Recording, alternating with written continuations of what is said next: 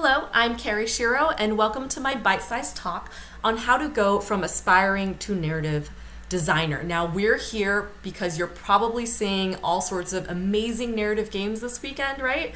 And you're probably wondering how to jump in and start making your own. We are going to take the next 15 minutes to laser focus on the things that you can start doing today to be able to say that you are a narrative designer, not just an aspiring one, and there is a difference. Of course, we are only going to skim the surface, right? This is a whole field and career out there. So if you are interested, you can dig in on tons of articles and game jams and discourse out there to read about narrative design and really start to spiral down this black hole. But again, in this talk, we are just going to focus on how to get you started. A bit about me. I am a narrative designer, writer, producer, and marketing director, which really just means I've been in the game industry for a while and worked on a ton of amazing games. I got my start writing on League of Legends, which was an amazing experience. And recently, I've been writing and doing narrative design on a few indie projects, like Totemic, coming to you published by Humble Games and Aspera from Raw Fury, and a few NDA projects I can't talk about yet. On the marketing, production, and communication side, I've been lucky to work with so many amazing developers and publishers and companies, a few of which you can see on the bottom right there. So if you've decided to be a narrative designer, or at least give it a try, one of the first things you're gonna do is start looking for jobs, right? The great news is that there's a huge push for narrative in gaming right now. And you're going to find all sorts of studios hiring. But the problem is once you click in, you're going to find that, of course, like any job in the game industry, there's a ton of competition. And they all want experience. And there's that awful catch-22 that many of us know so well, where you need experience to work, but you also need work to be able to work to get that experience. So what I'm saying is that the solution here is to make your own game. It doesn't have to be particularly fancy, and we are going to talk about some easy ways to get started from a narrative point of view. Now, making your game is a whole thing. It is not simple, right? But we are going to break this down into a few steps, again, from the narrative perspective. We are going to understand what narrative design is and isn't, and how it differs from game writing. We are going to analyze and study narrative design and learn some tools to do that. We're going to pick the tool and approach which we're going to use to make our first game. We're going to make the game, we're going to iterate, polish, and release it. Releasing it being very, very important in this aspect. And we're going to add to our portfolio and repeat. Now, this works because experience is experience, and this is a tip I would give you to break into the industry in general. If you're out there thinking narrative design is awesome and I'm interested in that, but I would be also down to try, QA, community management, production, art, design, what have you, all the disciplines out there. The way to do it is to just start doing it, whether you can make your own game or you can join, a community, a Discord channel, a Twitch community, and start to moderate it. That's community management, right? There are experiences out there that you can engage in starting today that will get you that legitimate experience, which will lead you into the game industry.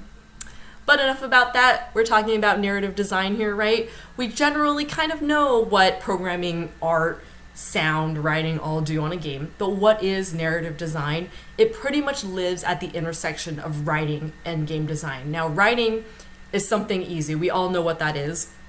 It's the text you read. It's the dialogue that the characters speak. It's all of that. That's pretty easy to define. Game design is what happens when a player hits a jump or the player picks up an item, right? It's the mechanics, it's the systems, it's all of that. Narrative design lives at the intersection of the two. It can be both a wrapper for mechanics and also a guide. For example, if your character that you're designing is a king, what abilities would the king have? Not from a mechanics perspective, not, what is the range of their attack and what are the stats of the attack, but what are kingly things? Would a king fight with a sword? Would he fight with a lance? Would he fight on a horse? Things like that. Also, another example is if you're entering a world with 2,000 years of history, how do you best show that without making you just read a book? Because nobody wants to do that in a game. It's things like that that really define what narrative design is, and also what makes it really nebulous. And that being said, every studio does it a little bit differently, right? Some studios, as a narrative designer, you're really not going to write a lot of that end text that makes it into the game. And for others, writing and narrative design are one and the same. Be flexible, have the skills of both. It will be important as you go. Now, when we talk about narrative design, there's a few things we can learn to do and start thinking like a narrative designer. So here's an exercise. Pick your favorite game, whatever it may be. It can be old or new. Identify which parts are the writing, again, text, dialogue, that's not very hard to find. What parts are the game design, the systems, and the mechanics? Again, think abilities, enemies, levels, where are the platforms, where are the bottomless pits? And which part is the narrative design? And this, again, is more nebulous. For example, if your game takes place in a forest, how does the forest change as a story goes on? If the whole game takes place in a forest, we're going to go to different zones in the forest. And as we go towards the end, does it get crazier? Does it get darker? Depending on what the story is, those things will be informed by the narrative. And yes, that does bridge game design and art, right? All those things will work hand in hand. What you're going to do once you've picked your favorite game and identified these parts and broken them down is you're going to analyze what is narrative done well and why it works. You're going to also figure out where it could have done better. Even if it's your favorite game in the world and you think everything is perfect, there's something that got left on the cutting floor that could be better.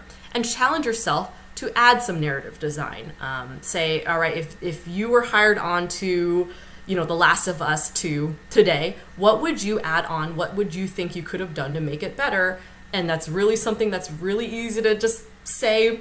But when somebody asks you to design a narrative system and explain it, that gets a little bit challenging. And I'm going to highlight the fact that those last 3 steps are something you really want to get good at. This is key for interviews especially. You're going to go into these interviews and they're going to ask you, well, talk about the last game that you played and tell me what was good, what didn't work, and how you would have improved on that. And just get used to thinking about games, breaking them down in that way, and being able to do that for no matter how good you think a game is and how bad you think the game is. I will not jump into all of these things, but I wanted to point out my favorite game, which is Super Metroid, and some baller examples of what I think are incredible narrative, incredible writing, and incredible design. Next step is you're going to pick your tool and approach. And there's so many ways to do this. And here's just kind of like a quick visual. If you want to make it on your own, that's fantastic. You're kind of a lone wolf type.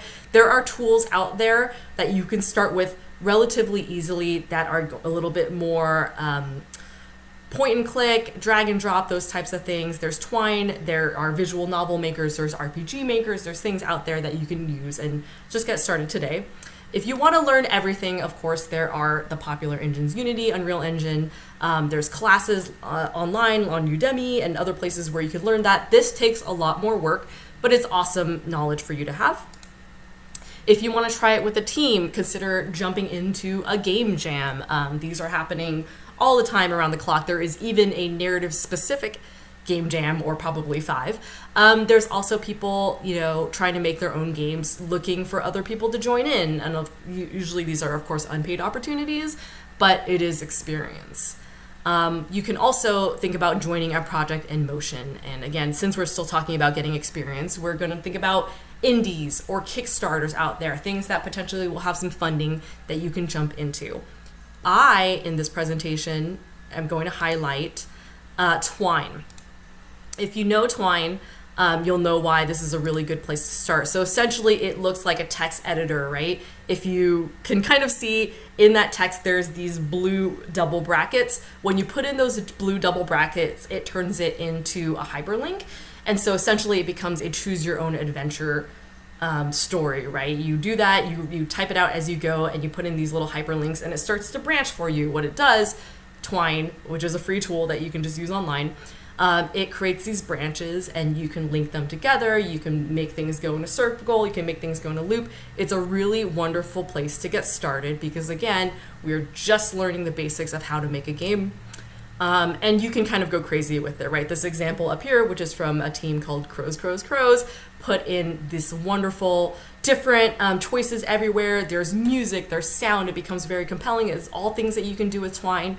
But, to get started, we're not going to do that. We're just going to talk about making a simple text game. So in the event that we choose a tool, whatever it is, in this example, we're going to use Twine. You decide what you want to do, right? For example, a basic choose your own adventure text-based game. We're not going to deal with graphics or sound yet. We're just going to put a game together from beginning to end. We're going to decide on what our game goal and story is. For example, think about an NPC that wakes up, and instead of waiting for the hero to come along, the NPC decides to go slay the dragon themselves. That's my story. There's a beginning, there's an end, there's an enemy. Cool. I'm going to now write it in Twine. When you do that, here's an example of some choices I could make, right? So an NPC does the first thing, he gears up for the journey. Does he buy the best armor available? Does he ask for fighting tips? Or does he just go, F it, we're just going to go straight through and take on the dragon ourselves? Those are choices that you're making. This is your game. And of course, write it from beginning to end. And as you go through, you can think about challenging yourself, for example, and adding more narrative systems in there.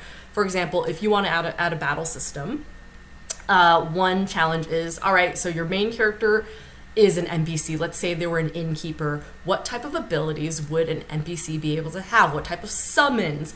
What type of magic? Can they use magic? Can they appear a wonderful mug of ale out of nowhere because they're an innkeeper and that's what they do? And what does that mug do? Does it give you health?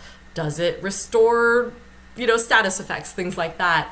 That starts to become narrative design, right? It isn't just a character going through the world, it's an innkeeper. And what does an innkeeper mean? You start to pull in all of those elements.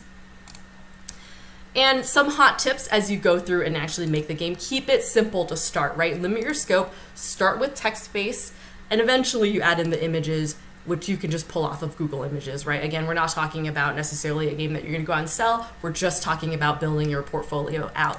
Visual novels are a great place to start, right? Because you can really exercise your writing chops, but also start to filter in a few mechanics here and there: items, interactions, multiple endings, branching narratives, things like that.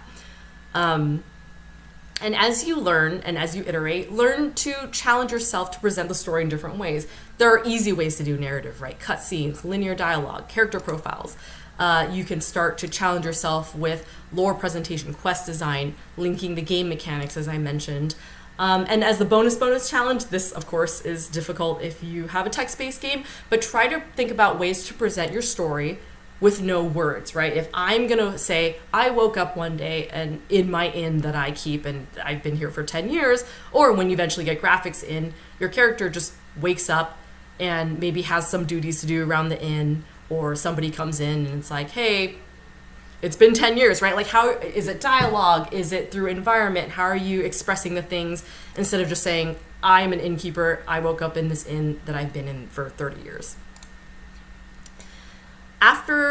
In the process of doing that, you're going to iterate, polish, and release, right? I would really recommend you go through tons of playtesting, playtest it yourself, give it to your friends, ask for incredibly harsh feedback. That will generally get you maybe, 50% more of the feedback that they were given. Most people are too shy to give you the harsh feedback, but actively ask for what's wrong in your game, what plot holes there are, why is it boring, things like that. That is how you are going to improve. Fix it, test it again, and push that release button.